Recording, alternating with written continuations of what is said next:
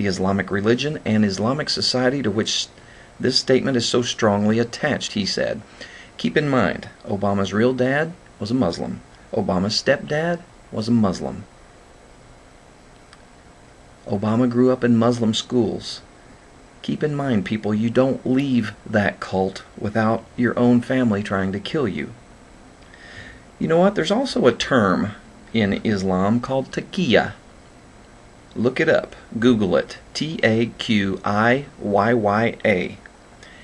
It means it's okay to lie to advance the Muslim agenda. Yes, in Islam they believe it's okay to lie if it helps advance Islam. Really? It's okay to lie. And in their book, the Quran, Allah brags about being the greatest deceiver of all. So they worship a great liar. And in their book, it's okay to lie.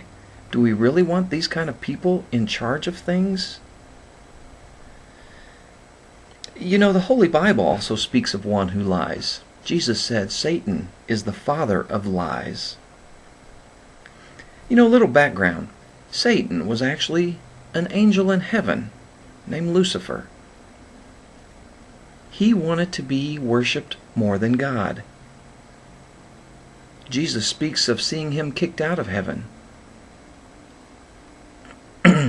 with a third of the angels. He wanted to be worshipped, so he warred against God. Well, he lost, of course. So the devil and a third of the angels were kicked out. In fact, the Bible tells us that hell is created for the devil and his demons and those who follow him. Now, if you don't know the background of when Islam became a cult, or what they call a religion, it was in the 6th century AD, more than 600 years after the birth, death, and resurrection of Jesus Christ.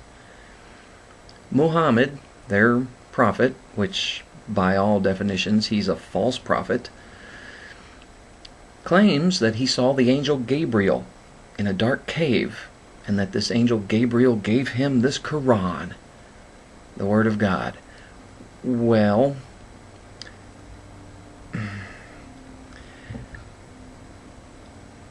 it's kind of funny because if you read some of the stories about it,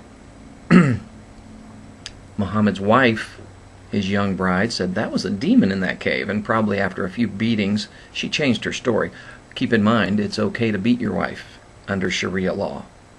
It's okay. In fact, they have booklets on how to properly beat your wife. Let me go to the Holy Bible.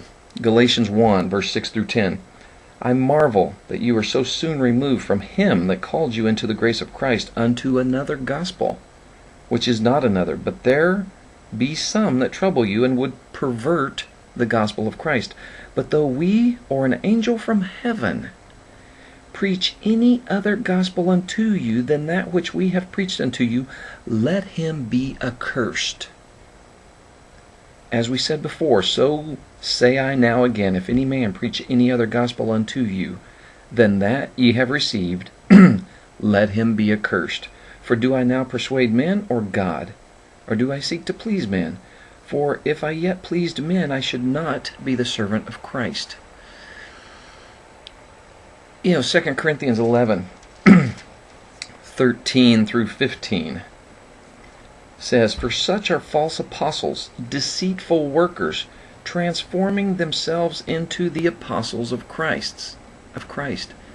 Obama has a few times said he's a Christian. We know he's not. He's a liar. Continue in verse 14. And no marvel, for Satan himself is transformed into an angel of light. Why do you think Paul would warn us of this? When he wrote 2 Corinthians back in, early in, 50 or 60 AD, perhaps? Sorry, I don't have my study reference with me. Therefore it is no great thing if his ministers also be transformed as the ministers of righteousness, whose end shall be according to their works. That wasn't the angel Gabriel Muhammad saw in that cave. It was the devil in disguise. He found a way to be worshipped. Keep in mind, he was kicked out of heaven because he wanted to be worshipped. He has found a way to be worshipped. It's called Islam.